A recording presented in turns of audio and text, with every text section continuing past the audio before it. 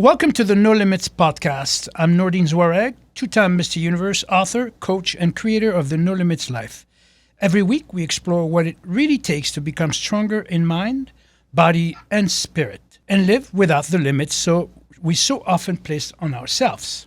Today's episode is one of the most meaningful conversations I've ever had the privilege to host. It is dedicated to a visionary, a pioneer, a man who forever changed behavioral healthcare and the wellness industry. His name is Bill O'Donnell. Bill did not simply build companies. He built places where people healed, places where families found hope, places where people learned that wellness is not simply the absence of illness. It is the presence of purpose, awareness, connection, and love. His vision became Sierra Tucson. His vision became Miraval. And because of that vision, my own life was forever changed. But today's conversation is also about another extraordinary leader whose influence on my life I will never forget. My guest, Joseph DeNucci, served as a chief executive officer of both Sierra Tucson and Miraval. Joseph was not simply one of the executives who carried Bill's vision.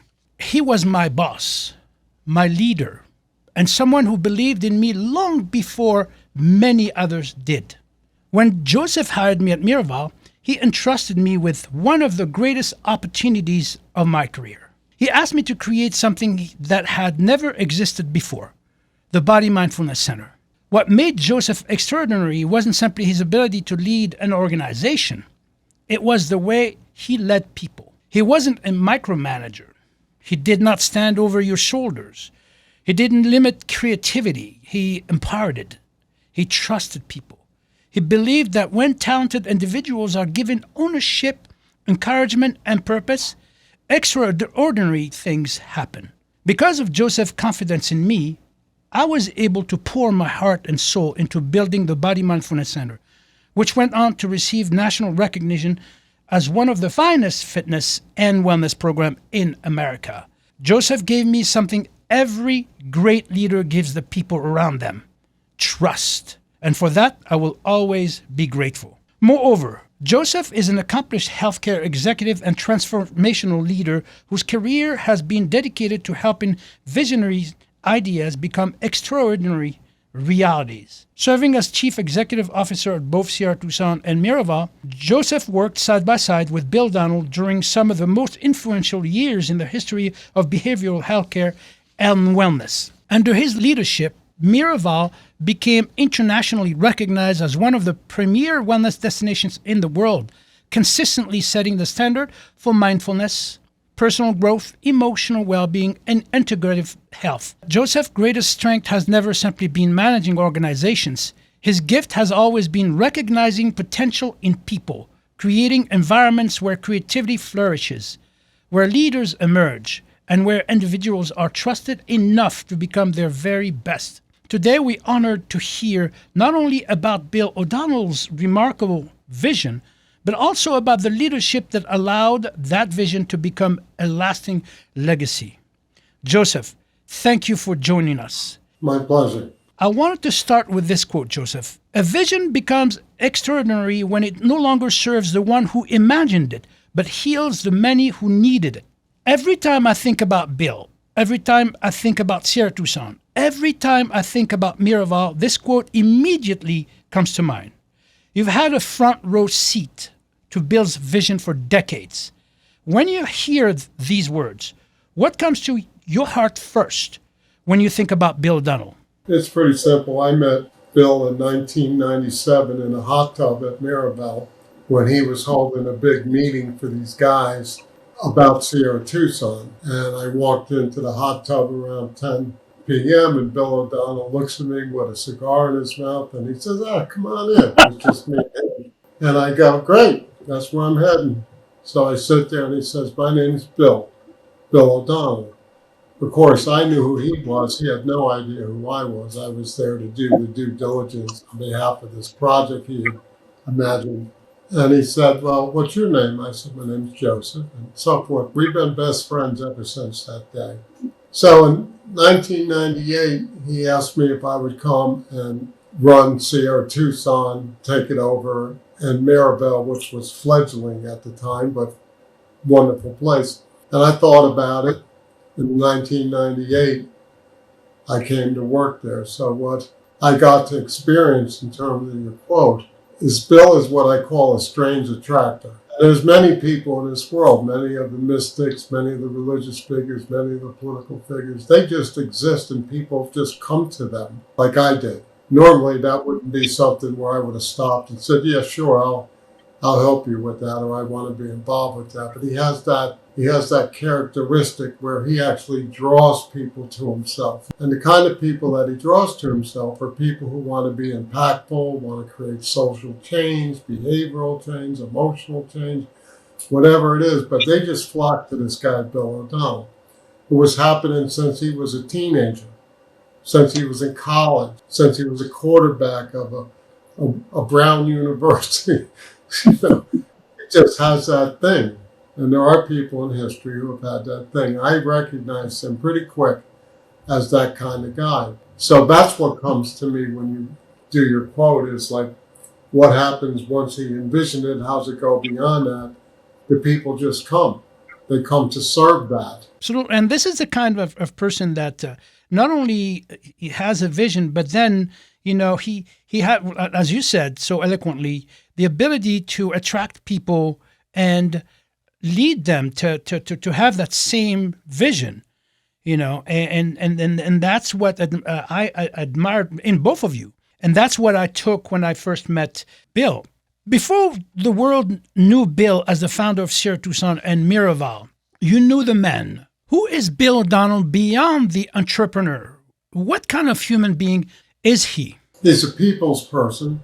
He's very charismatic. He's always had wild ideas since he was a young man, even an older adolescent.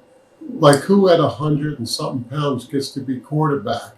Or who at his lightweight back then got to be a defensive safety or whatever his position was. So he just always has thought further than you would have thought he would have ever got. So he's never satisfied once he's on a quest.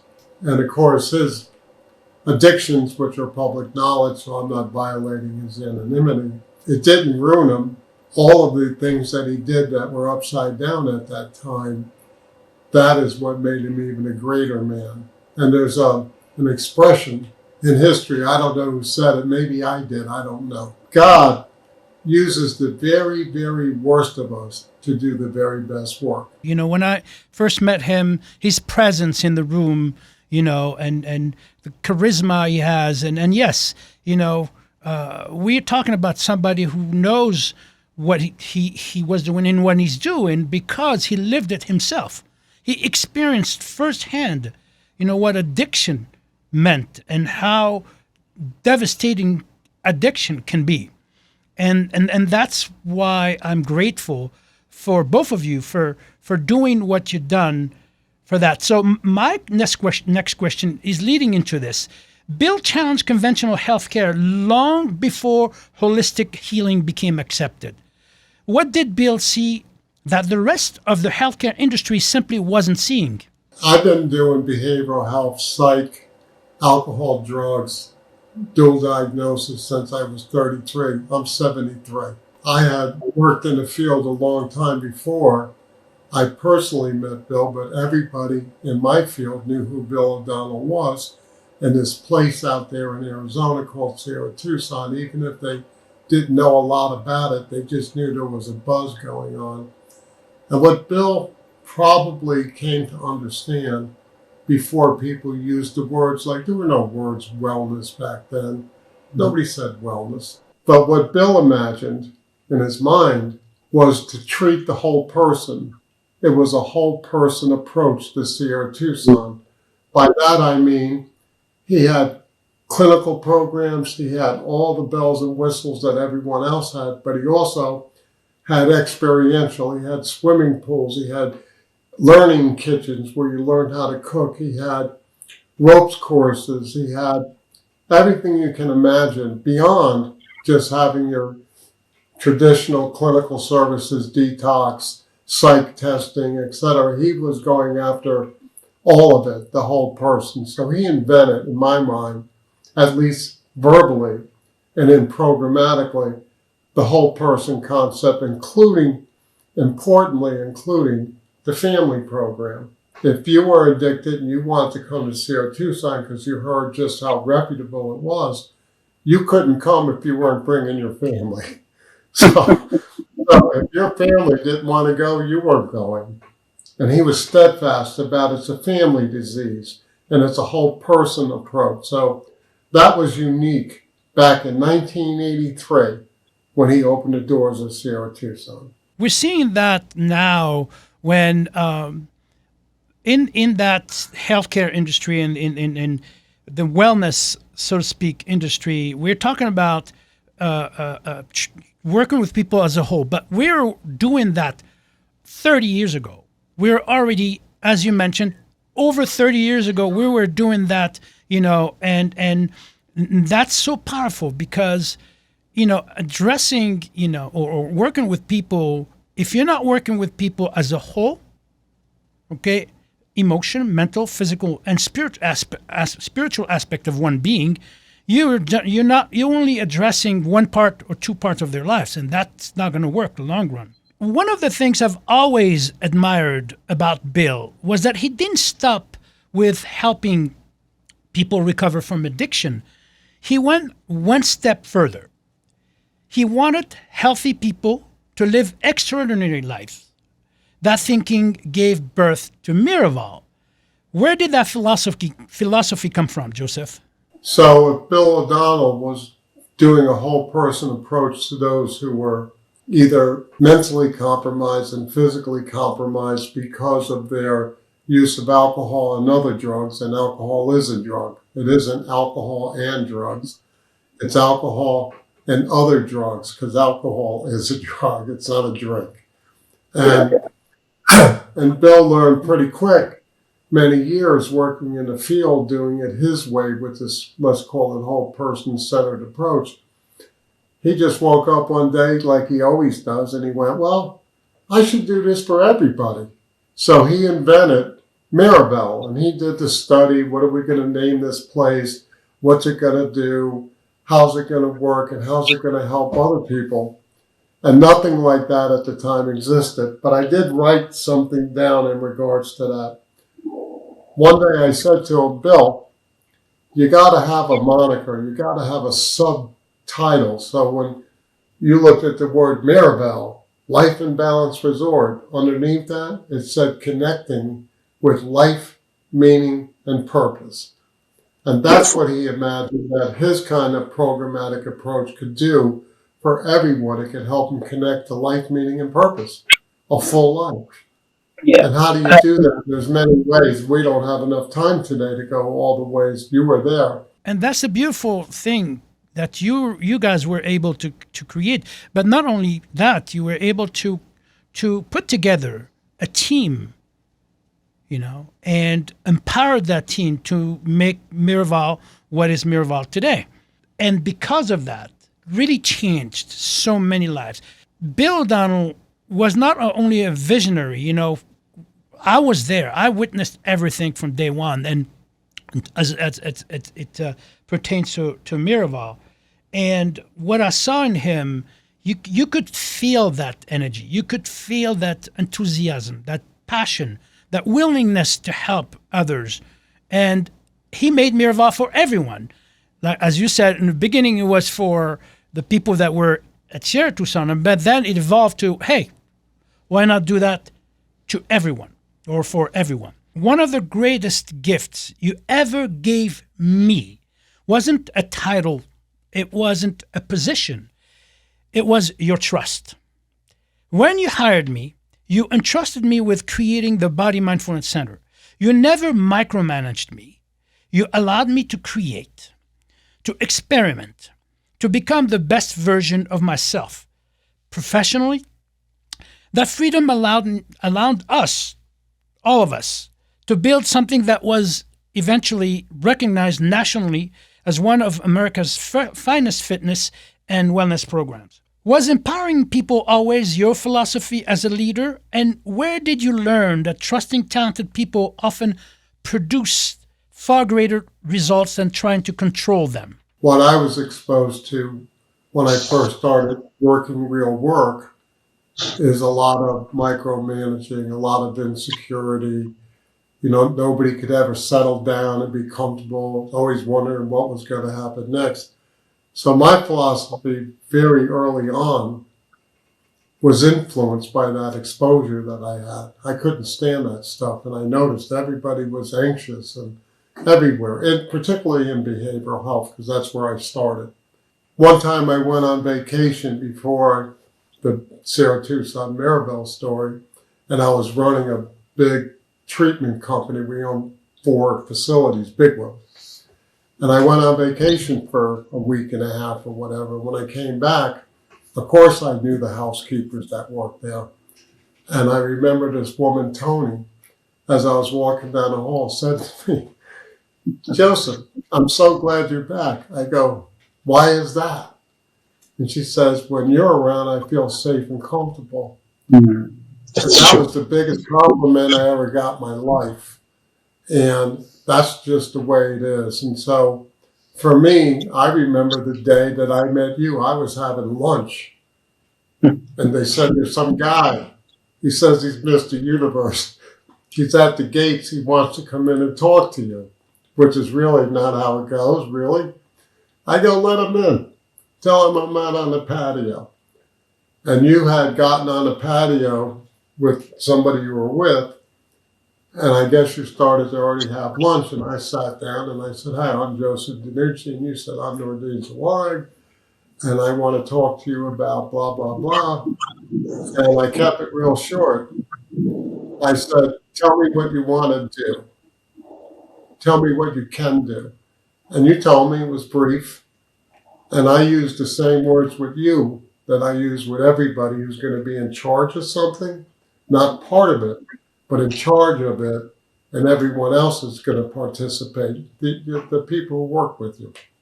And I said to you, quote unquote, because I've said it to so many times, I never forget it because it's all I ever do. I go like this: "Nordine, you're hired. I didn't tell you I'll call you next week. I didn't tell you get back with me in a couple months. I'm just getting started."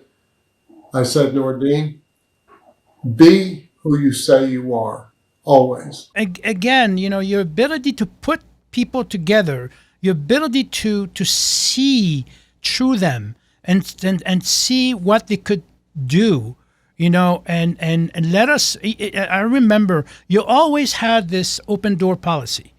You want to come to see me, come to see me. We didn't have to wait. We didn't have to make an appointment. We didn't have to. We're not. Most people have this, as you mentioned so eloquently earlier. You didn't like, the anxiety. Everybody's on edge and all that in terms of, when, in the traditional world of, any industry, in any company, you see people, workers, employees under stress, micromanage, flat out burned out, and to your credit, you were able to create an environment where we didn't have that. We didn't have anxiety. We didn't feel anxiety, coming to work. We're just you gave us the ability to create, and I thank you for that. The really significant thing about looking at somebody, listening to them, keeping it short. My questions always were, "Nordine, why are you here? What do you want? And what do you have to give?" So if you can't reduce that, it takes an hour to have an interview. There's something wrong with the interviewer. So why are you here? What do you want? What do you have to give? And the neat thing about that is once you've said that, and I already knew you had the skills. I'm just 2-time Mr. Universe, Mr. York, Mr. France, Mr. this, Mr. that. You're everything. And I looked at you, and you looked like you were everything. And I went like this: "I'm hiring this guy right now." The beautiful thing about it is that you tasked me with what we call a monumental, task. But I didn't look at it that way because you gave me the time to absorb, to observe. I remember my first report to you, and you looked at me. You said, "Are you expecting me to read this?" I gave you a 100-page report. after 30-day observation on what I was going to do. I took 30 days, observed, and figured out what I was going to do. And I delivered my report to you. And you looked at it and said, go right ahead. And that's how we created this monumental, body mindfulness center, which now still, is what it is, an incredible program with incredible staff and classes and the like. If I was such and such a way as you say, that was your experience of me, I would have never been that way if Bill O'Donnell didn't treat me the way I was treating you. Bill O'Donnell always treated me in the fashion that I just told you that I try to treat everybody in. No micromanaging. I was never anxious. I was never bullied. I was never this, that, or next thing. Bill O'Donnell was doing what I just said for the last 5 minutes with me. And when he came to the facility, he treated everybody like that. That's a skill set he has. That's something I had to learn, but it would have been really hard for me to be this person you're speaking about, your experience of me, if he wasn't that way. Yeah, it stems from his vision, from the person himself, from your vision, from your charisma, from your ability to know what we're capable of. We were able to create a stress-free environment, both for the employees and the guests, and that is very important to note that as per me and my whole entire staff, we were looking forward to come to work. We didn't want to go back home. So it was the opposite at Miraval. So thank you. And my next question, by the way, today many organizations struggle to keep talented people inspired. Looking back, what do you believe great leaders do differently that allows ordinary people to accomplish extraordinary things? Is being a strange attractor that Bill O'Donnell was. People who came to work, we didn't advertise for them. They just showed up like you did. I didn't ask you to go to Miraval. The leadership, the interesting, creative people, they just kind of just showed up, more or less. And they showed up to serve the purpose, not to get a job. Of course they wanted a job. Of course they wanted money. Of course they wanted health benefits. Of course.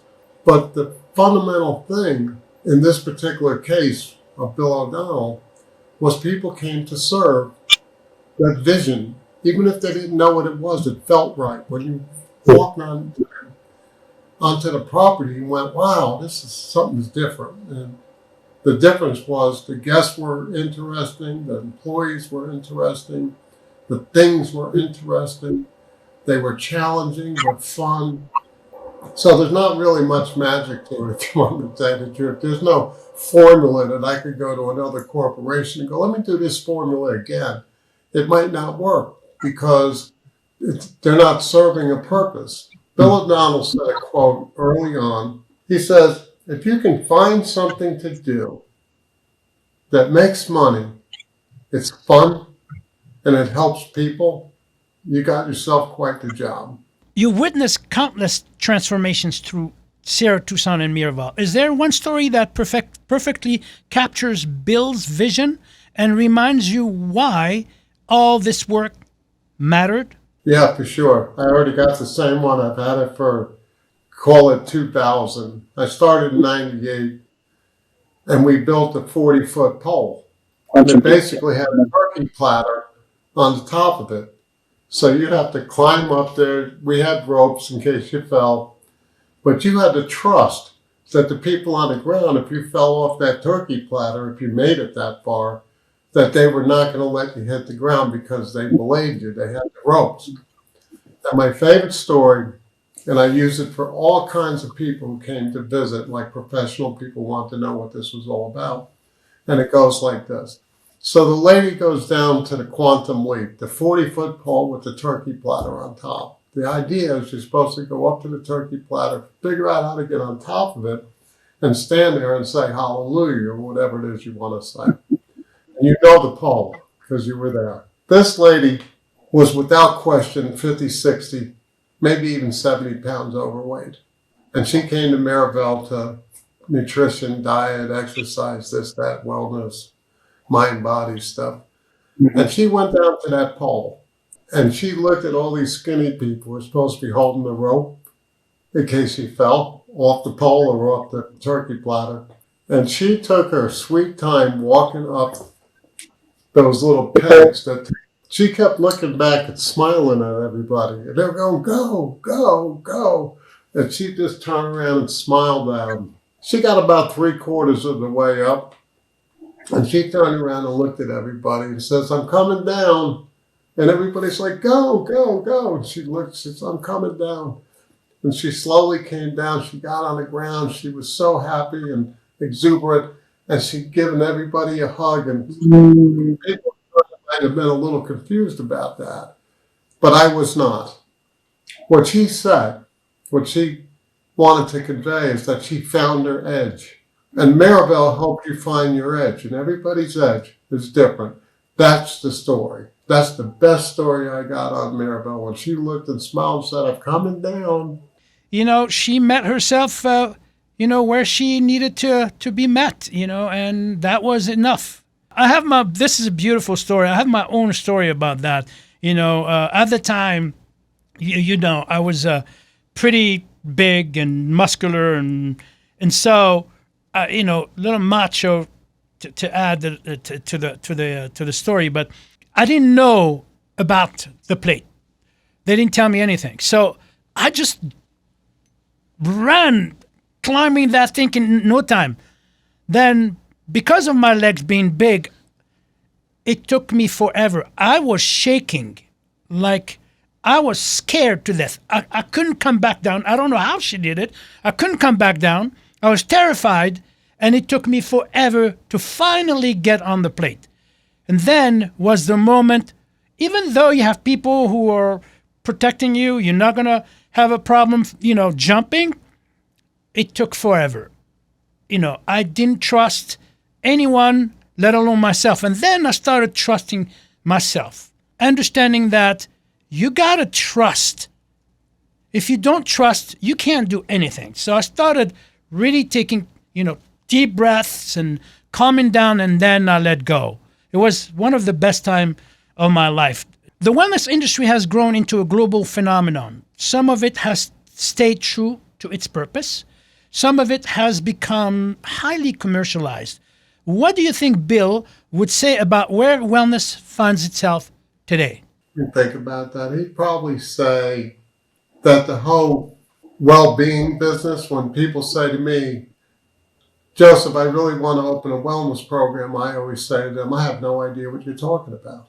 What does wellness mean when you say that? So it's kind of lost its meaning. Maybe it never had a meaning. Maybe it's always been whoever's saying it's going to say what it means. But if you're asking me, all of those years, I was in the well-being business. There's a number of things that you can do, lots and lots and lots, and now lots even more, and it's commercialized. You can buy programs, you can do all this stuff. But if it leads to greater enhanced well-being, Bill would probably say, good for you. It was a retreat from your regular everyday world so that never getting lost, you could connect to life, meaning, and purpose. And if the things we were doing didn't help people do that, then we weren't doing the right things. So I'm pretty sure that, like with everything, there's some things that are going on out there that aren't really helping anybody per se. But I think probably most of them do, because you don't find these things by accident. There's something that drives you to go look at it. And you have programs, people read, I've read your books, and it resonates with somebody, and it doesn't resonate with somebody else. It doesn't matter. Bill O'Donnell would say, if you're helping people and you're making a couple bucks and you're having fun, hey, good for you. Yeah, absolutely. And this notion of harmony that we're able to create, and when I think of the word, you said it so eloquently, wellness is more about well-being. And I'd go further. It's also about the harmony between, as I wrote in my books and articles and the like, It's the harmony between the mental, emotional, physical, and spiritual aspect of oneself. When we're able to create that harmony, then there is that element of well-being. Not only that is within you, but also that you project around you. If Bill were listening to us today, what would you want him to know about the extraordinary legacy he has left behind? For some people, a legacy probably sounds something like this. I built these companies. I had this big family, or whatever it is that people want to be remembered for. And we generally call that their legacy. Bill O'Donnell, and he's not the only one, just like he's not the only strange attractor. Bill O'Donnell's legacy is going to be not how much money he makes. It's not going to be his great family that he has, and it is a great family. His 3 older boys are the kids I never had. His legacy is going to be about all the people he touched and how he helped them. And that's all his legacy is going to be. It's not going to be about material stuff. It's not going to be about accomplishments, professional or personal even accomplishments. He's got a ton of personal accomplishments. Well, to wrap up, Joseph, thank you. Thank you so much, not only for sharing Bill's story, but for sharing your own heart. Leadership is often measured by numbers, revenue, growth, awards, but the greatest leaders leave behind something much more valuable: people. You and Bill created environments where people could heal, where employees could become leaders, where creativity wasn't managed. It was encouraged. I know that personally because I've lived it. I was there. The opportunity you gave me forever changed the course of my life and career. The confidence you placed in me allowed me to become who I am capable of doing and of becoming. That is leadership, my friend. And I will always be grateful for that.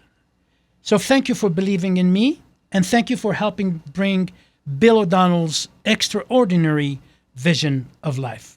A vision becomes extraordinary when it no longer serves the one who imagined it, but heals the many who needed it.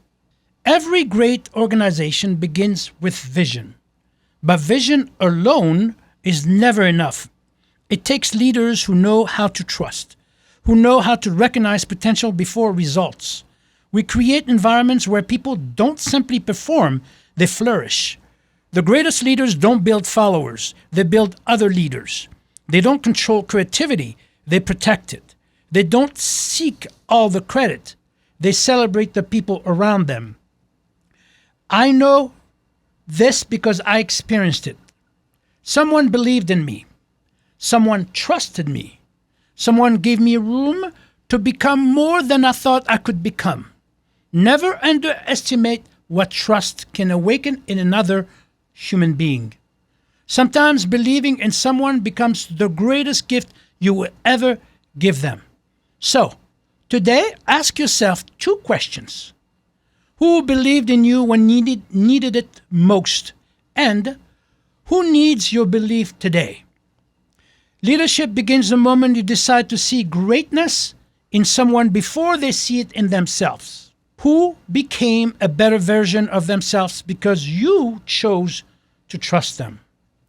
Thank you for joining us on the No Limits Life podcast. If today's conversation inspired you, please subscribe, share this episode with someone who believes in servant leadership, and leave us a comment.